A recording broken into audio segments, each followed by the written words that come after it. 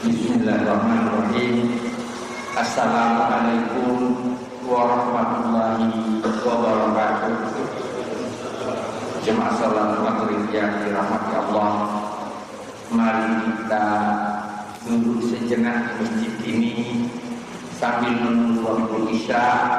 Kita mengikuti pengajian yang akan disampaikan oleh Ustaz Fahrudin, dan kita bermohon kepada Allah Subhanahu wa Ta'ala agar apa yang kita dengarkan pada malam hari ini dapat kita pahami dan sekaligus kita bisa mengamalkannya dalam kehidupan kita. Mudah-mudahan Allah memudahkan itu untuk kita semua. Amin ya rabbal alamin. Selanjutnya penyampaian sampai dengan waktu isya. Nanti sisa waktu atau menunggu iqamah nanti kita lanjutkan dengan diskusi dan tanya jawab. Demikian, assalamualaikum warahmatullahi wabarakatuh. Assalamualaikum warahmatullahi wabarakatuh. Assalamualaikum warahmatullahi wabarakatuh. Innal hamdalillah nahmaduhu wa nasta'inuhu wa nastaghfiruhu wa natubu ilaih. Wa na'udzu billahi min sururi anfusina wa min sayyiati a'malina. May yahdihillahu fala mudhillalah wa may yudlil fala hadiyalah. Asyhadu an la ilaha illallah wahdahu la syarikalah wa asyhadu anna Muhammadan 'abduhu wa rasuluhu la nabiyya ba'd. Amma ba'du. Jemaah pengajian rahimani wa rahimakumullah. Semoga Allah Subhanahu wa taala merahmati kita semuanya. Alhamdulillah, pada malam hari ini Allah Subhanahu wa taala masih mengizinkan kita untuk menambah pahala di balik duduknya kita mendengar bacaan kitab Riyadhus Shalihin yang selalu kita upayakan di setiap Jumat malam seperti ini di masjid yang penuh barokah ini. Semoga seluruh upaya-upaya kita mendapat balasan yang terbaik di sisi Allah Subhanahu wa taala, menjadi pemberat timbangan kita di hari akhirat kelak.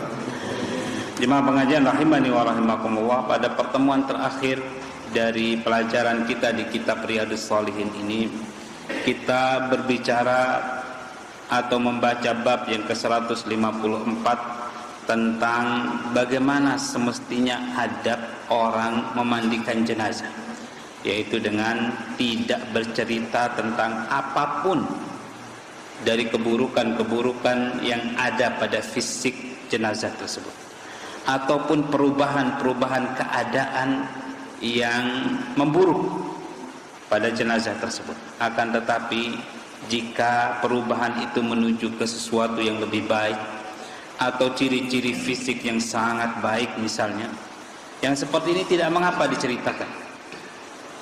Jemaah pengajian rahimani wa rahimakumullah, semoga Allah Subhanahu wa taala merahmati kita semuanya. Memang agama kita ini agama yang selalu menebar ketenangan, ketentraman, kebaikan. Tidak pernah dianjurkan dalam agama kita menebar keburukan, menebar keresahan, segala sesuatu yang memicu pembicaraan-pembicaraan yang kurang baik, prasangka-prasangka yang kurang baik. Dalam agama kita ini dilarang. Seperti misalnya jemaah pengajian rahimani wa rahimakumullah, kita dilarang menceritakan mimpi buruk kita. Kalau mimpi baik boleh diceritakan. Mimpi saja jemaah pengajian rahimani wa rahimakumullah yang buruk-buruk kita dilarang menceritakan. Apalagi kenyataan-kenyataan yang terjadi di tengah-tengah masyarakat kita, kalau itu bukan dalam rangka memberi nasihat, dalam rangka mencari ibrah, memetik hikmah di balik keburukan-keburukan tersebut, tidak perlu diceritakan. Sehingga jemaah pengajian rahimani wa rahimakumullah, lisan kita terbiasa berbicara yang baik-baik saja, mengungkapkan hal-hal yang baik-baik saja. Jemaah pengajian rahimani wa rahimakumullah, semoga Allah Subhanahu wa taala merahmati kita semuanya. Setelah jenazah dimandikan, tentu sunnahnya dikafankan. Dikafankan jemaah pengajian rahimani wa rahimakumullah dengan 3 helai kain yang berwarna putih, dan dianjurkan salah satunya dari 3 kain tersebut kain bergaris-garis. Namun yang terkenal di masyarakat kita semuanya putih, tidak masalah. Kemudian jemaah pengajian rahimani wa rahimakumullah, kain kafan tersebut diberikan minyak wangi, diberikan kapur barus dan sebagainya. Yang semestinya jemaah pengajian rahimani wa rahimakumullah, sebaiknya minyak wangi, kapur barus dan sebagainya ditaruh di lapis yang terdalam, sehingga bagian luar dari lapis kafan tersebut terlihat masih bersih, halus, tidak bercampur dengan warna-warna yang lain. Jemaah pengajian rahimani wa rahimakumullah, semoga Allah Subhanahu wa taala merahmati kita semuanya. Tidak ada keterangan dalam agama kita berapa musti ikatan yang ada di dalam ketika kita mengkafani jenazah. Yang jelas Allah Subhanahu wa taala yuhibbul witra. Allah menyenangi yang ganjil-ganjil. 3 barangkali, 5 barangkali, tidak masalah. Setelah itu jemaah pengajian rahimani wa rahimakumullah, jenazah disolatkan. Bab yang ke-155. Berkata Imam An-Nawawi rahimahullah taala, babus salati 'alal mayyiti wa tasyyi'ihi wa huduri dafnihi wa karahati ittiba'in nisa'il janais.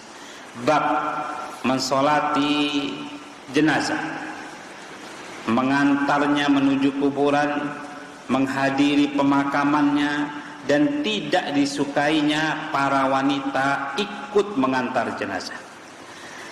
Jemaah pengajian rahimani wa rahimakumullah, semoga Allah Subhanahu wa taala merahmati kita semuanya.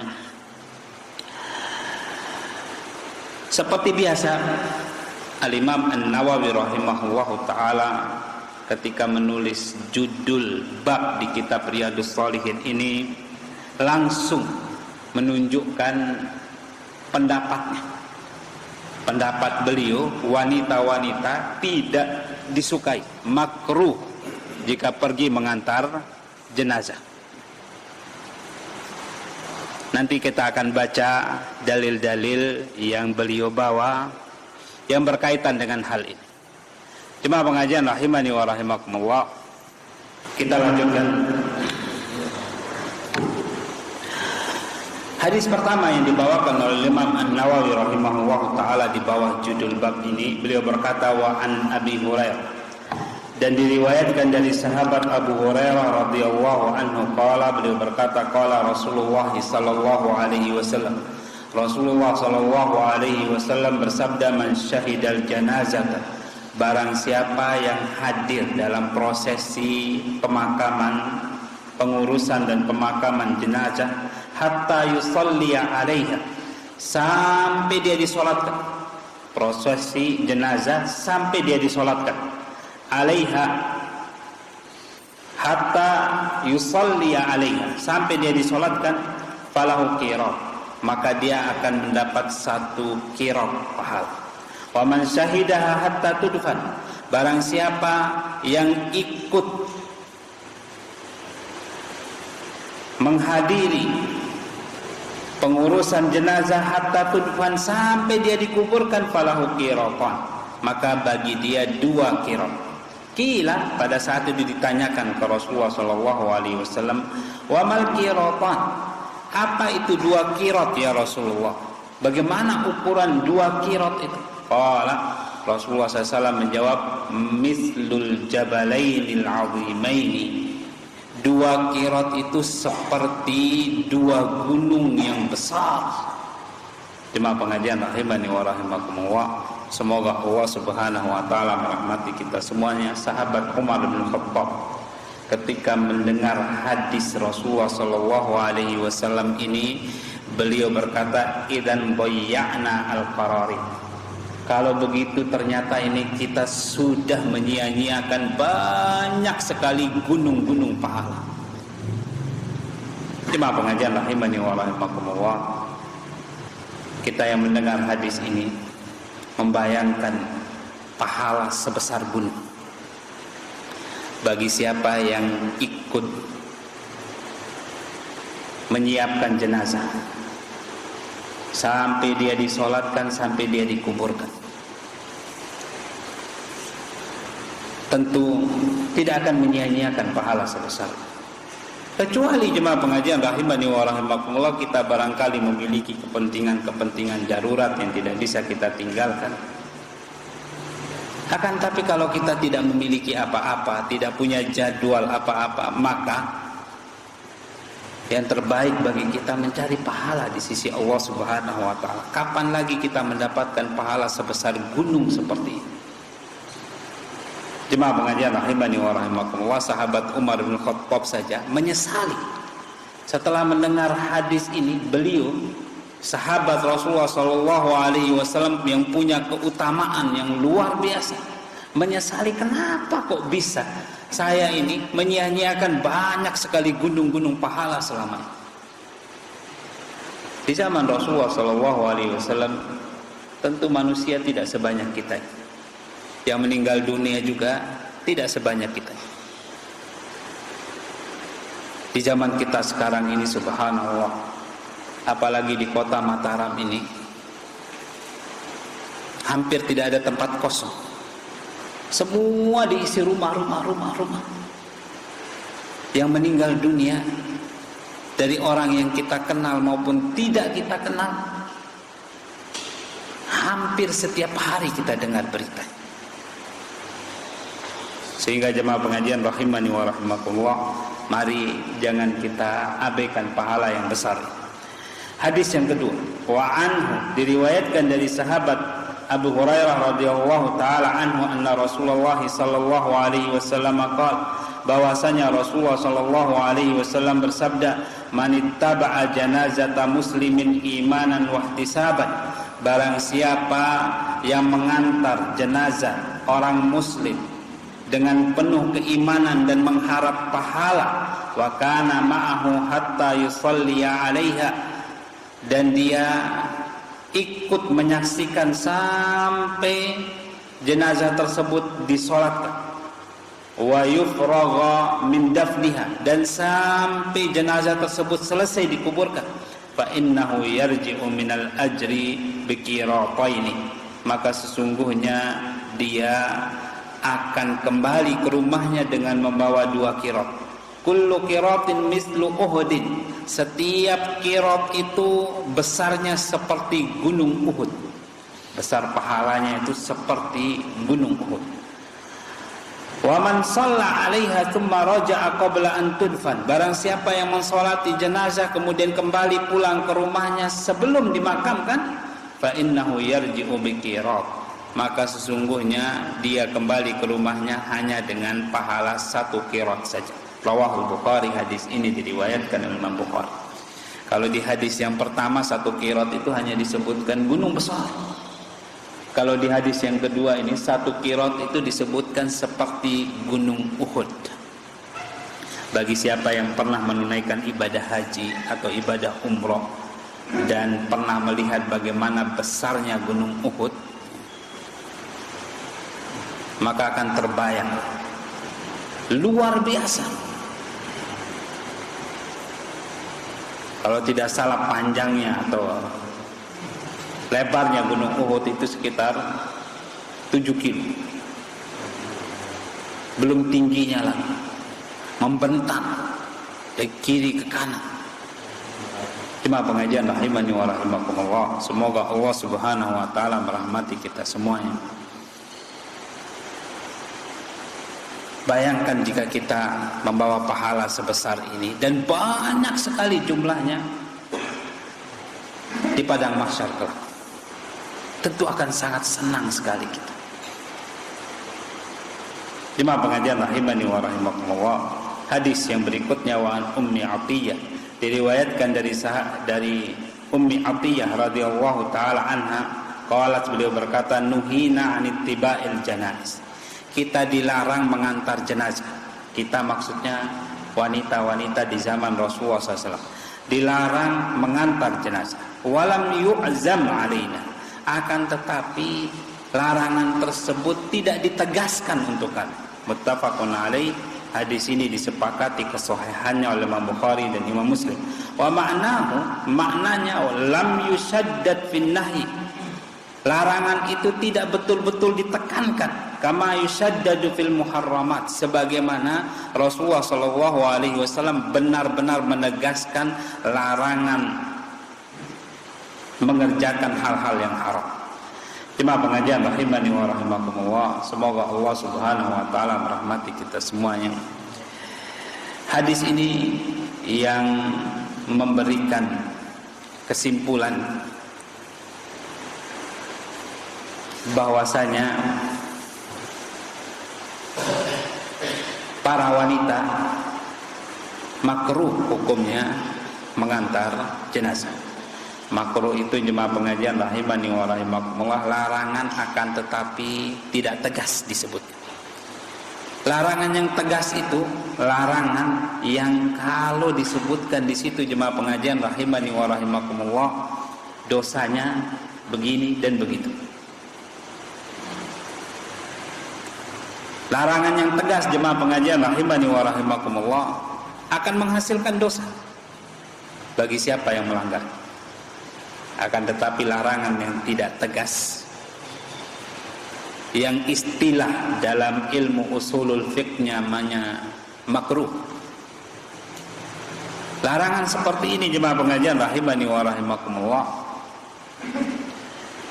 bisa dirasakan dari satu hadis atau banyak hadis. Misalnya satu hadis seperti hadis kita pada saat ini, larangan tidak ditegaskan. Kalau banyak hadis misalnya ada larangan Rasulullah SAW, tapi ketika seorang sahabat mengerjakannya di hadapan Rasulullah SAW, Rasulullah SAW membiarkan. Jadi tidak tegas Rasulullah SAW melarang. Seperti juga jemaah pengajian rahimani wa rahimakumullah, semoga Allah Subhanahu wa taala merahmati kita semuanya. Dalam kalau ilmu pemerintahan barangkali seperti orang nikah siri misalnya, ada pemerintah barangkali sangat ingin rakyatnya supaya pernikahannya tercatat semua, supaya dalam administrasi negara lebih enak. Tapi jemaah pengajian rahimani wa rahimakumullah, tidak ada hukuman bagi siapa yang nikahnya tidak tercatat. Ya kira-kira seperti itulah gambaran. Jadi jemaah pengajian rahimani wa rahimakumullah, semoga Allah Subhanahu wa taala merahmati kita semuanya. Kalau dalam ilmu usulul fiqh yang namanya makruh itu kalau dikerjakan tidak mendatangkan dosa, tapi kalau ditinggalkan mendatangkan pahala. Ini pendapat Al-Imam An-Nawawi dan pendapat madhab Syafi'i. Madhab Hambali jemaah pengajian rahimani wa rahimakumullah lebih keras dalam masalah ini. Mereka berkata tidak. Ummu Atiyah dalam hadis ini menyebutkan kesimpulan pribadi.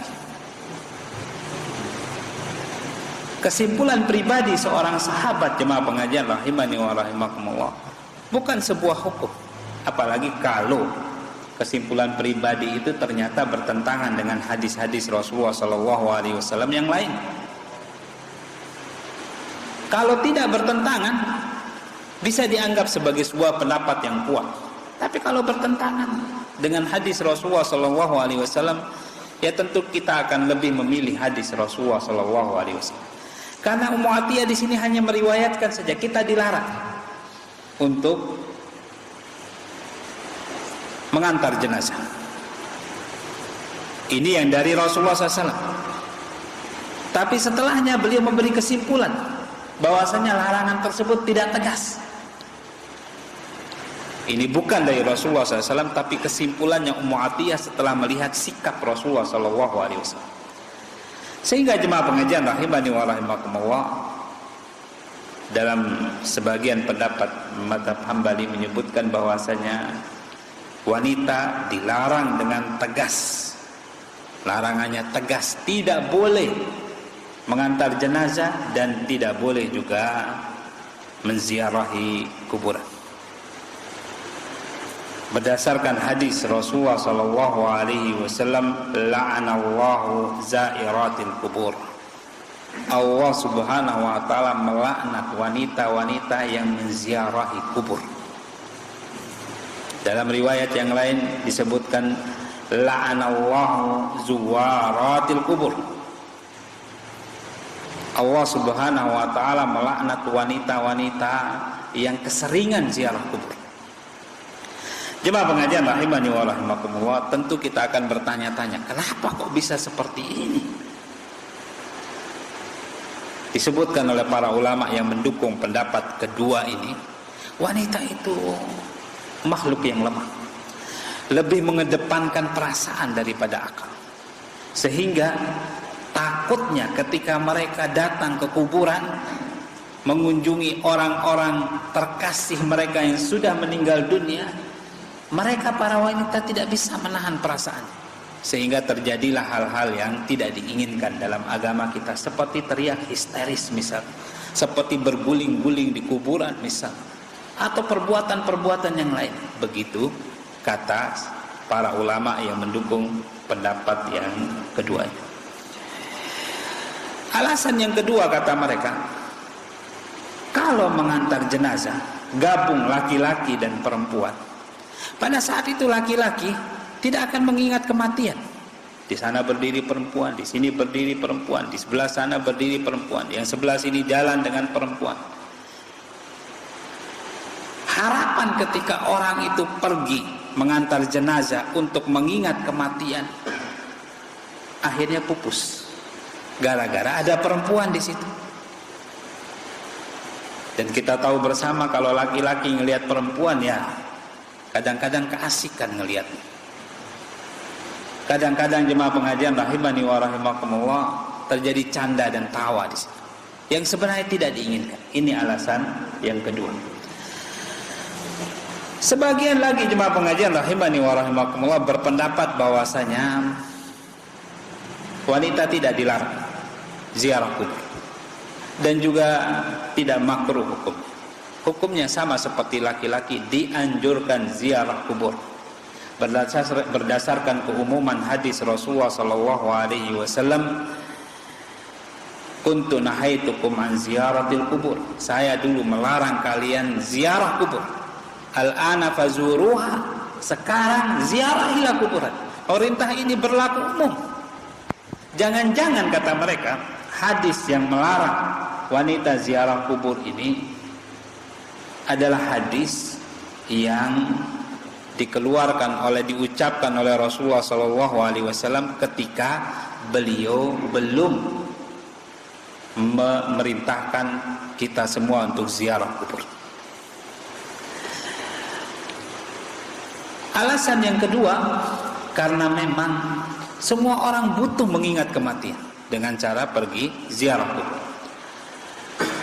Alasan yang ketiga, Rasulullah SAW pernah melihat wanita yang menangis di sisi kuburan anaknya. Kemudian Rasulullah SAW mendatangi wanita ini, terus mendatangi kuburan anaknya. Tiap hari datang ke situ dan menangis di situ. Rasulullah SAW menegur wanita tersebut, ittaqillah wasbiri, bertakwalah kepada Allah Subhanahu wa taala dan sabarlah engkau.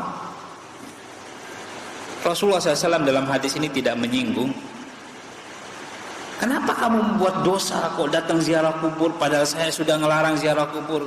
Tidak disinggung oleh Rasulullah SAW. Beliau hanya meminta wanita tersebut untuk bersabar.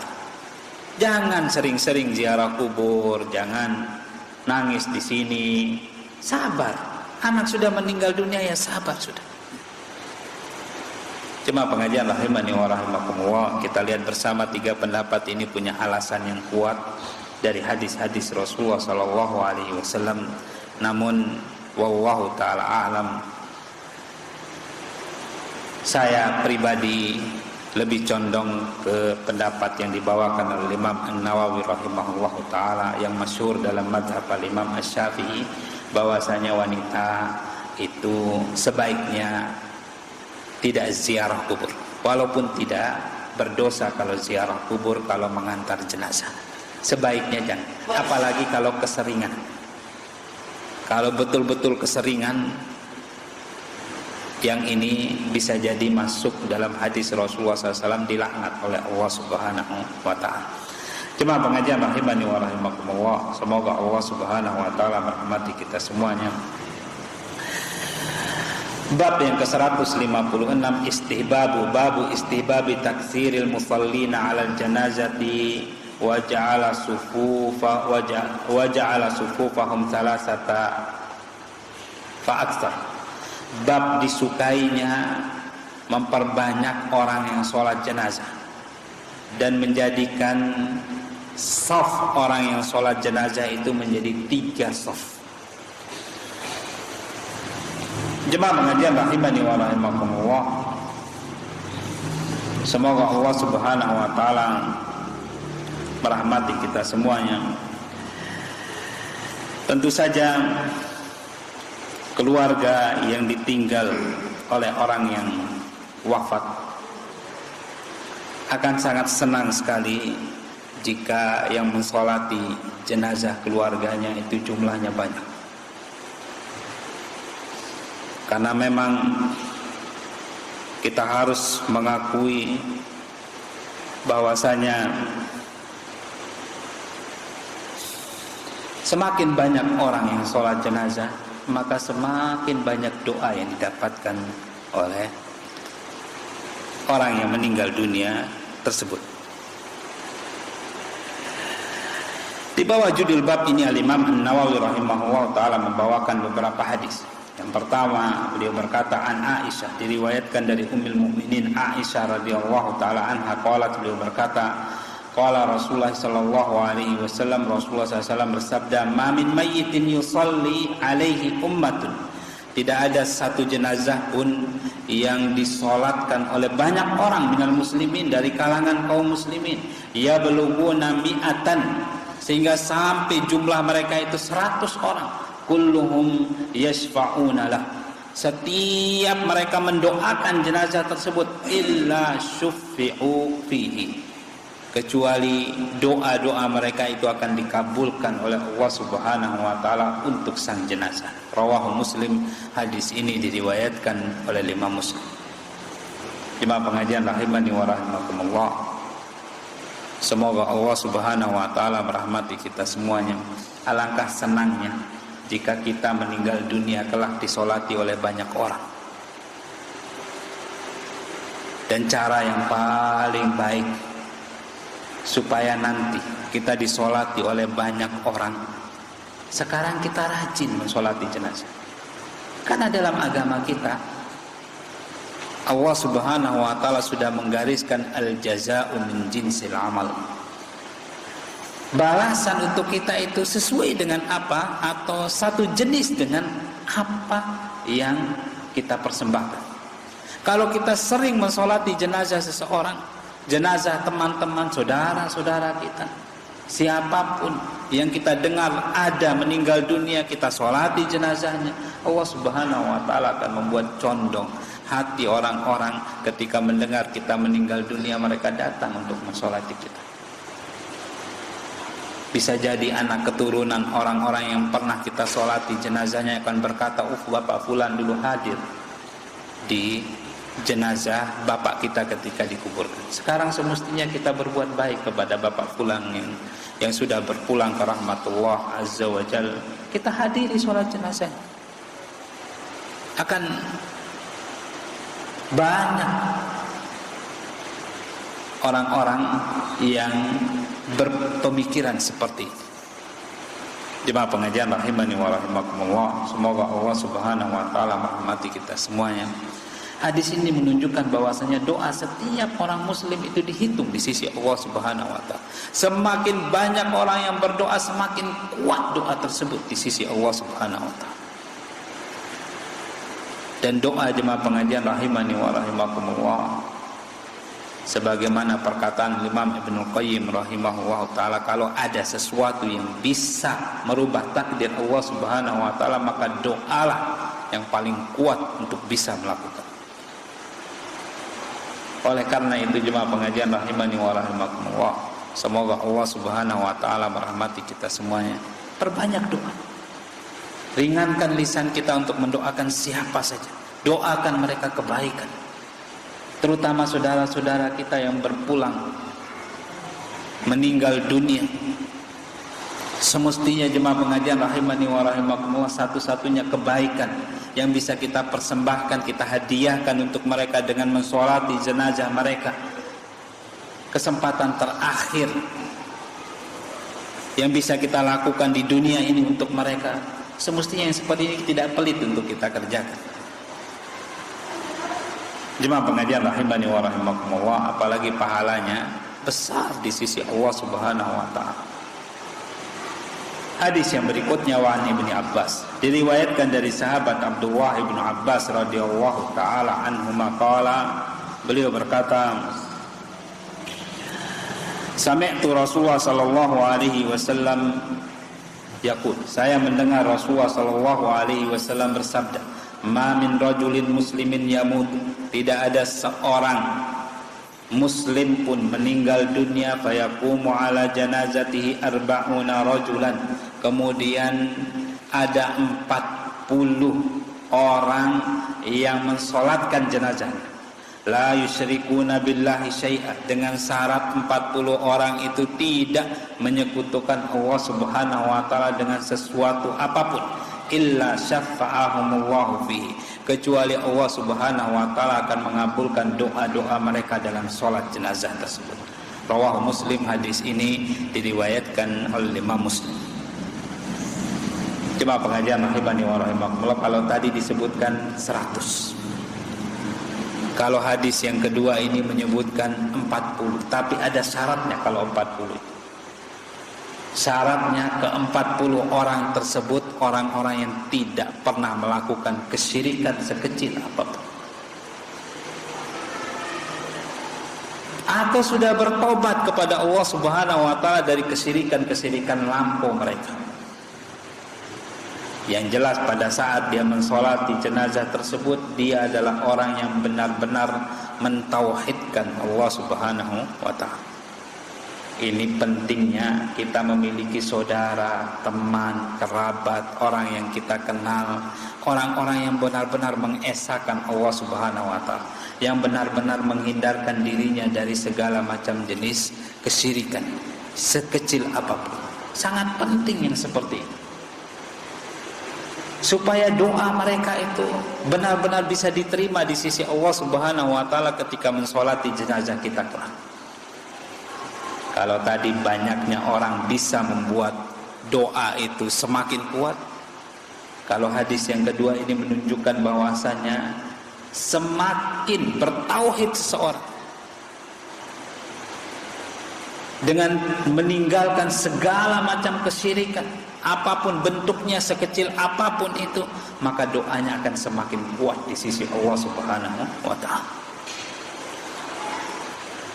Jemaah pengajian rahimani wa rahimakumullah, oleh karena itu sangat penting artinya kita belajar ilmu mengesahkan Allah, mentauhidkan Allah Subhanahu wa ta'ala. Sangat penting kita mengetahui apa itu jenis-jenis kesyirikan, kemudian kita kasih tahu keluarga kita, kemudian kita ajak saudara-saudara, teman-teman kita, supaya semua mereka tahu.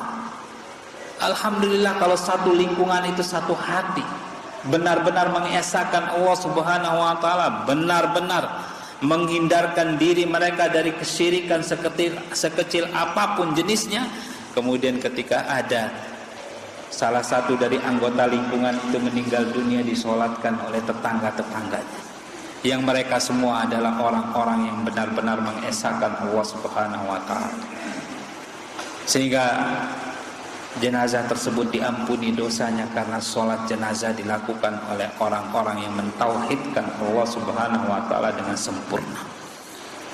Jemaah pengajian rahimani wa rahimakumullah, semoga Allah Subhanahu wa ta'ala merahmati kita semuanya. Sangat beruntung di lingkungan-lingkungan kita memiliki pengajian-pengajian di mana kita bisa mengajak saudara-saudara, teman-teman kita, tetangga-tetangga kita, supaya mereka mengerti Bagaimana semestinya mereka mengesahkan Allah Subhanahu wa taala? Apa itu jenis-jenis kesyirikan? Supaya lingkungan kita jemaah pengajian rahimani wa rahimakumullah menjadi lingkungan yang benar-benar bisa diharapkan doanya di sisi Allah Subhanahu wa taala. Jemaah pengajian rahimani wa rahimakumullah, semoga Allah Subhanahu wa taala merahmati kita semuanya. Hadis yang berikutnya, wa an Marsad bin Abdullah al-Yazdi qala, beliau berkata, kana Malik ibnu Hubairah radhiyallahu anhu, dulu sahabat Malik ibnu Hubairah radhiyallahu anhu idza shalla 'alal janazah, jika beliau mensolati jenazah, fataqallan nasu 'alaiha, kemudian manusia yang berkumpul itu sedikit, beliau lihat, jazza'ahum 'alaiha salasata ajza'in, beliau membagi orang yang sedikit itu menjadi 3 bagian. Sumakal, kemudian beliau berkata, qala Rasulullah SAW, Rasulullah SAW bersabda, man shalla alaihi salasatu sufufin, barang siapa yang jenazahnya disolati oleh 3 saf, faqad aujab, maka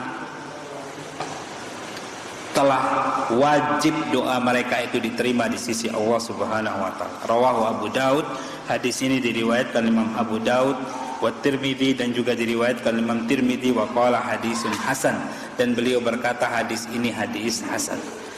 Jemaah pengajian rahimani wa rahimakumullah, kalau tadi hadis pertama menyebutkan 100 orang, hadis kedua menyebutkan 40 orang yang tidak menyekutukan Allah Subhanahu wa taala dengan apapun, dan hadis ketiga ini masih memberikan kesempatan kepada kita semua kalau doa orang-orang yang sholat jenazah itu diterima oleh Allah Subhanahu wa taala, yaitu dengan syarat 3 shaf. Jemaah pengajian rahimani wa rahimakumullah, bagaimana kalau orangnya cuma 10 orang, Ustaz? Jadikan 10 orang itu 3 shaf. 3 barangkali, 1 jadi imam. Yang penting 3 shaf. Ya, tidak bisa dijadikan 3 shaf itu kalau orangnya cuma 2. Tidak bisa jadi 3 shaf. Kalau orangnya 4 bisa, 1 imam, 1 di belakang. Yang penting 3 shaf. Shaf sholat jenazah berbeda dengan shaf sholat berjamaah, beda. Kalau shaf sholat berjamaah, jemaah pengajian rahimani wa rahimakumullah, harus nyambung semuanya, habiskan, selesaikan, penuhkan shaf pertama, baru shaf kedua, baru shaf ketiga. Tapi kalau sholat jenazah tidak. Sholat jenazah shafnya di mana saja bisa. Sehingga bagi yang pernah haji, pernah umroh, kalau di Masjidil Haram, di Masjid Nabawi misalnya diteriakan as-salatu alal janazah, orang-orang yang jalan di mana-mana itu tidak perlu cari shaf nyambung sana nyambung sini, di mana dia berhenti di situ 2 dia takbir sudah. Di jalan-jalan dia berhenti di situ dia takbir. Walaupun cuma berdua di shaf tersebut, walaupun cuma sendiri, sah. Berbeda dengan sholat berjamaah. Rasulullah SAW bersabda, la sholata limun faridin khalfas soffi, tidak ada sholat bagi orang yang berdiri sendiri di belakang shaf. Tidak boleh berdiri sendiri di belakang shaf, sengaja menyendiri pojok sana tapi ikut sholat berjamaah. Yang seperti ini tidak sah sholat. Menurut pendapat sebagian para ulama, sholatnya batal. Menurut pendapat sebagian lain, sholatnya sah tapi pahalanya nggak ada. Tapi kalau sholat jenazah, dimanapun kita berdiri, sah sholat jenazah. Sholat jenazah juga bisa dilakukan di kuburan. Berbeda dengan sholat selain sholat jenazah. Selain sholat jenazah tidak ada yang boleh dilakukan di kuburan. Hanya sholat jenazah saja yang boleh dilakukan di kuburan. Jemaah pengajian rahimani wa rahimakumullah, begini kasih sayang Allah Subhanahu wa taala kepada kita semua. Dibuatkan kita kemungkinan supaya dosa kita diampuni. Apakah zat yang penuh kasih sayang seperti ini kemudian kita abaikan perintahnya, kita cuekin perintahnya, Allah Subhanahu wa taala Maha Pengasih lagi Maha Penyayang kepada kita semua. Dicarikan sebab-sebab supaya dosa-dosa kita diampuni. Jemaah pengajian rahimani wa rahimakumullah, tentu sangat pantas zat yang seperti ini tidak kita khianati sedikit pun.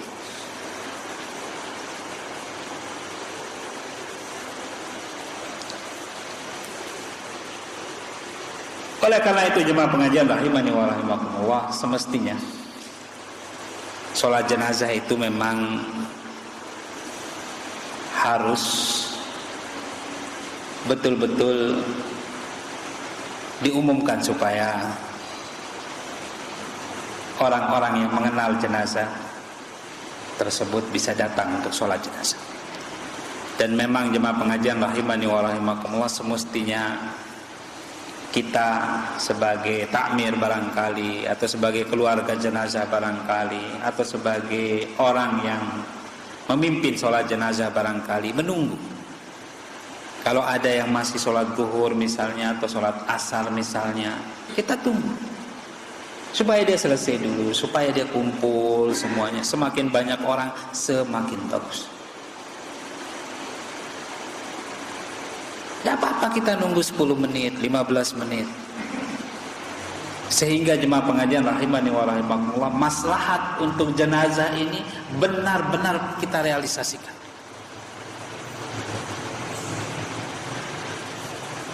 Oleh karena itu Rasulullah SAW melarang jenazah itu dikuburkan di malam hari. Kenapa dilarang di malam hari? Prosesi pemakaman jenazah dilarang di malam hari. Kalau zaman dulu malam hari itu tidak mungkin mengumpulkan orang banyak untuk sholat jenazah. Memandikan jenazah di malam hari dengan peralatan yang terbatas, lampu yang terbatas, itu bisa-bisa mengurangi hak jenazah untuk dimandikan dengan bersih. Orang yang datang sholat sedikit, yang datang mengantar ke kuburan sedikit, jadi sedikit orang yang mendoakan. Tapi kalau seandainya prosesi pemakaman jenazah di malam hari bisa diyakini dihadiri oleh banyak orang, sholatnya dihadiri oleh banyak orang, banyak yang akan mendoakan, tidak masalah.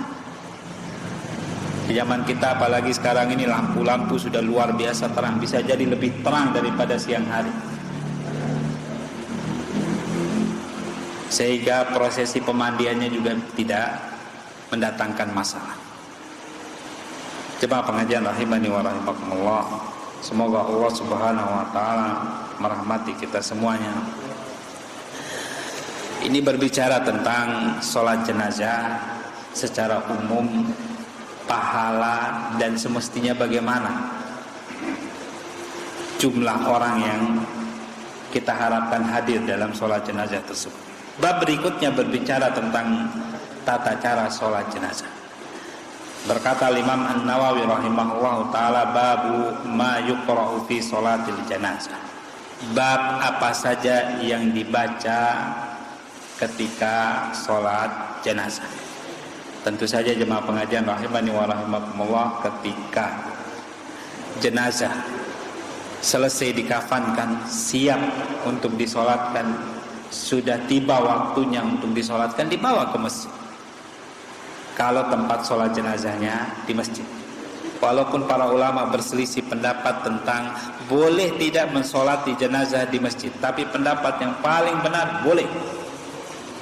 Walaupun yang lebih utama jemaah pengajian rahimani wa rahimakumullah, sebenarnya sholat jenazah itu di tempat yang lebih luas, di lapangan misalnya, di tempat yang khusus disiapkan. Harapannya supaya banyak orang yang datang. Harapannya demikian, supaya dilihat oleh orang-orang barangkali di jalan dan sebagainya. Oh ya, sudah sholat jenazah, kita berhenti sebentar, sholat jenazah. Tapi di masjid tidak mengapa. Kemudian setelah itu jemaah pengajian rahimani wa rahimakumullah, semoga Allah Subhanahu wa taala merahmati kita semuanya. Imam takbir. Tidak ada istilahnya jemaah pengajian rahimani wa rahimakumullah adzan maupun iqamat sebelum sholat jenazah. dan tidak pernah terjadi di negeri kita ini. Yang ada jemaah pengajian rahimani wa rahimakumullah, misalnya di Mekah, di Madinah hanya disebutkan sallu alal janazah, as-salatu alal janazah, agar semua orang memahami sekarang ini mau sholat jenazah. Tapi jemaah pengajian rahimani wa rahimakumullah, kalau tempat itu tidak begitu luas, semua orang melihat sholat jenazah akan segera dilaksanakan, tidak perlu kita mengucapkan as-salatu alal jenazah. Kalau yang kita perhatikan di Mekah dan di Madinah, itu karena memang orang-orang itu sangat banyak. Di balik tembok yang sana ada orang, di balik tembok yang ini ada orang, bahkan di jalanan ada orang-orang yang siap sholat jenazah. Jemaah pengajian rahimani wa rahimakumullah, bab ini kita akan lanjutkan pada pertemuan yang berikutnya insyaallah. Semoga Allah Subhanahu wa taala selalu memberikan kita taufik dan hidayah untuk menuntut ilmu. Wa akhiru da'wana alhamdulillahirabbil alamin. Iya, silakan azan.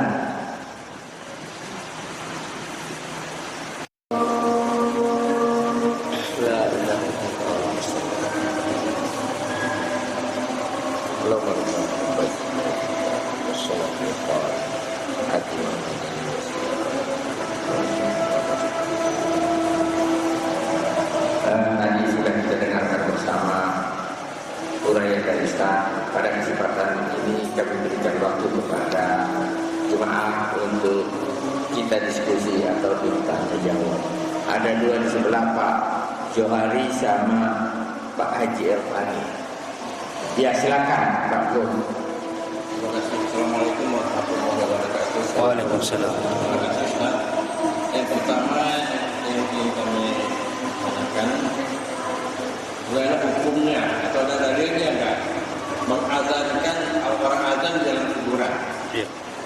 Yang pertama. Yang kedua, mana yang dulu ditunaikan, sholat fardu atau sholat jenazah? Ya.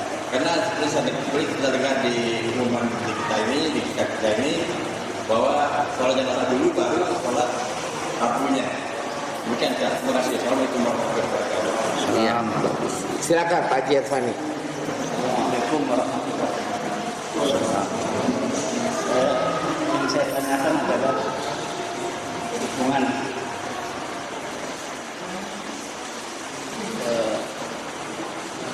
kematian Iya. dengan agama Kristen. Ada orang Kristen yang sudah masuk Islam, Iya. tapi dia masih ditugaskan untuk membawa kayu salib ke kubur. Iya. Itu apa hukumnya? Yang kedua, apa hukumnya kalau orang Islam menghadiri perkawinan di gereja? Iya. Ya, cukup. Silakan Ustaz. Ya. Bismillah, alhamdulillah, wassalatu wassalamu ala rasulih wa ala alihi wa sahbihi wa mawalah wa ba'du. Kita tahu bersama jemaah pengajian rahimani wa rahimakumullah, dalam prosesi pemakaman jenazah ada terkadang satu orang yang mengadzankan jenazah.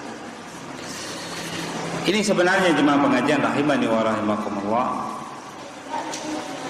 terinspirasi dengan sebuah hadis dhaif yang lemah yang menyatakan bahwasanya anak ketika lahir itu diadzankan. Kemudian jemaah pengajian rahimani wa rahimakumullah, jika ketika lahir pertama kali di dunia mendengar adzan, semestinya ketika meninggal dunia juga diakhiri dengan adzan. Namun jemaah pengajian rahimani wa rahimakumullah, hadis ini yang kita ketahui dhaif. Sebagian para ulama mengatakan hadisnya sahih. Adapun mengadzankan jenazah sama sekali tidak ada dalil yang kuat yang mendasari amalan. Dan jemaah pengajian rahimani wa rahimakumullah, kalau ditilik dari sisi kias analogi, mengadzani jenazah ketika diletakkan di dalam kuburan sebenarnya fungsinya untuk apa?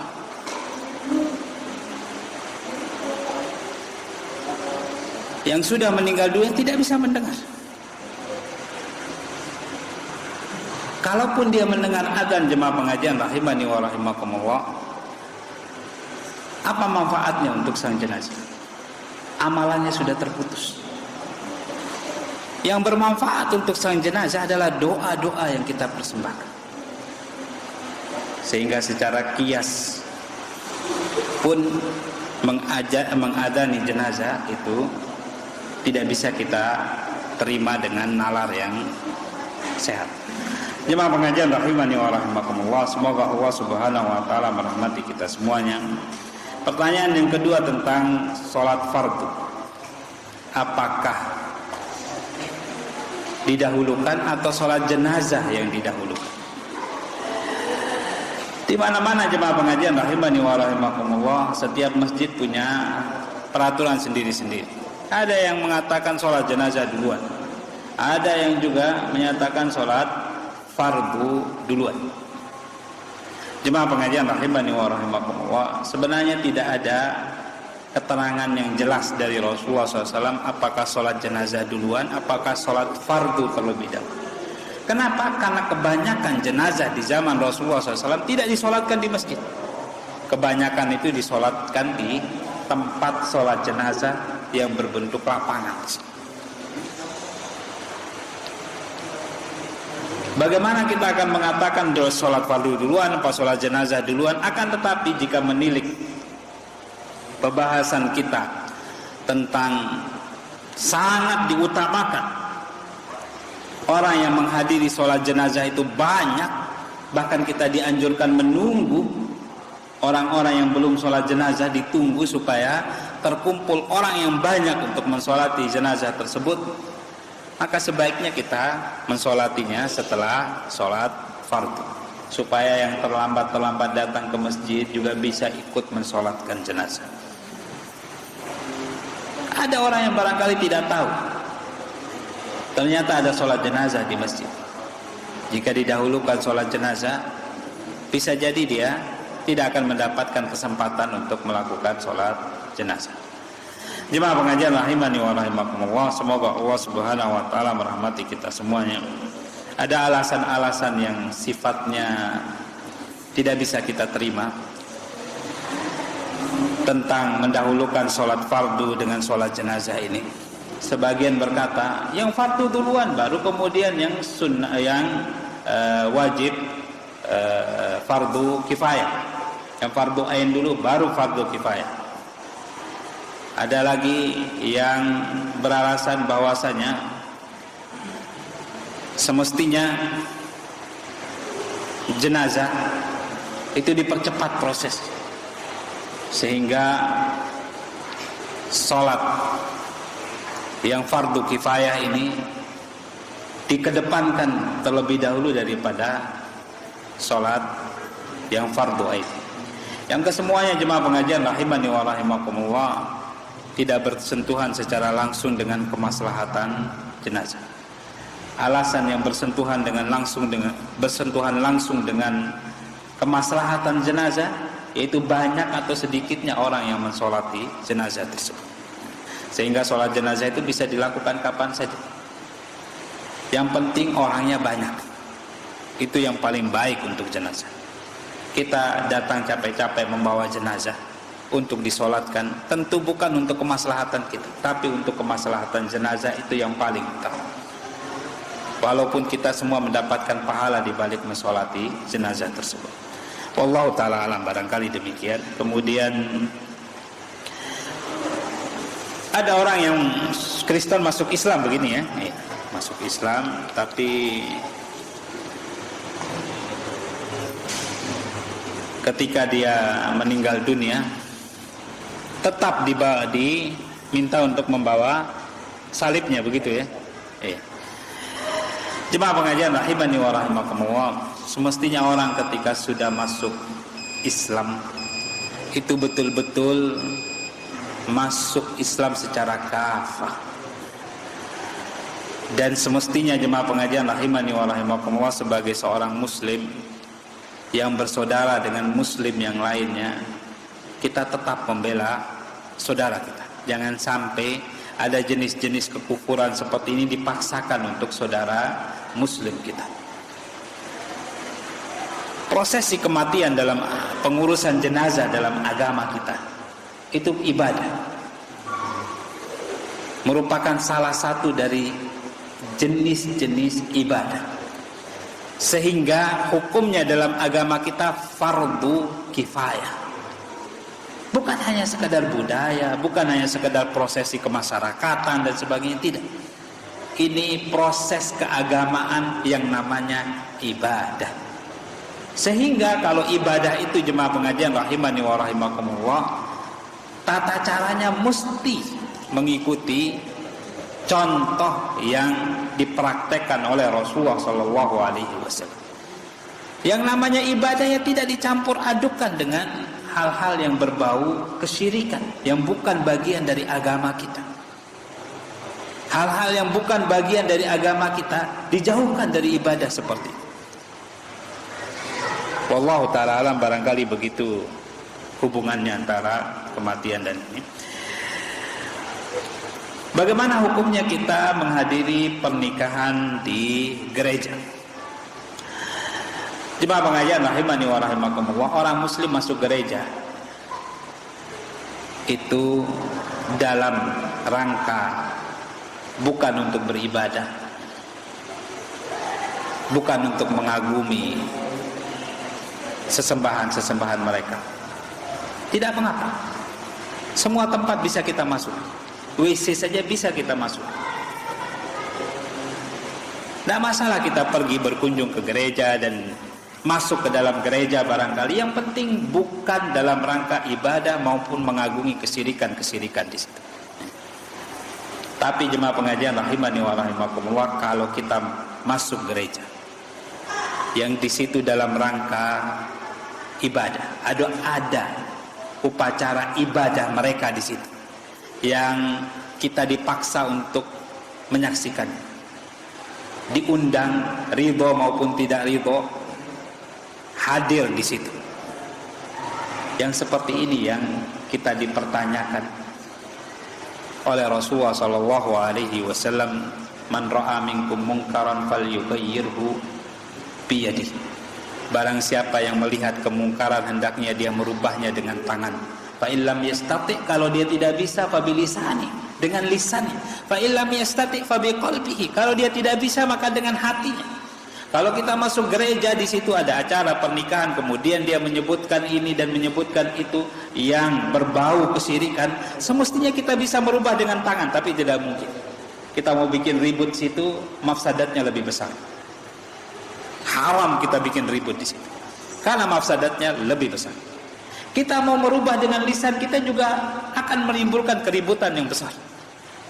Satu-satunya cara pada saat itu kita merubah dengan hati kita. Cara merubah dengan hati kita, tinggalkan tempat tersebut.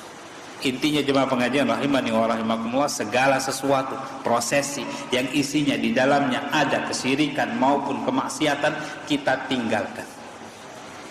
Ini hukum dasar dari menghadiri undangan apa saja. Wallahu ta'ala alam, barangkali demikian. Semoga apa yang kita bahas pada malam hari ini menjadikan kita orang yang selalu bertakwa kepada Allah Subhanahu wa ta'ala, lebih mementingkan akhirat kita daripada dunia, karena Allah Subhanahu wa ta'ala berfirman, walal akhiratu khairul laka minal ula. Akhirat itu, kampung akhirat itu lebih baik bagi kalian daripada kampung dunia ini. Sehingga kita semua jemaah pengajian rahimani wa rahimakumullah, setelah menjalani umur yang pendek di dunia ini, bisa kemudian menjalani umur kita yang sepanjang masa, yang tidak ada hentinya di akhirat kelak, dengan sama-sama masuk ke dalam surganya Allah Subhanahu wa ta'ala, dikumpulkan bersama para rasul dan para nabi, bersama orang-orang yang soleh, bersama orang-orang yang kita cintai. Wa akhiru da'wan alhamdulillahi rabbil alamin. Subhanakallahumma rabbana bihamdika asyhadu an la ilaha illa anta astaghfiruka wa atubu ilaik. Wassalamualaikum warahmatullahi wabarakatuh.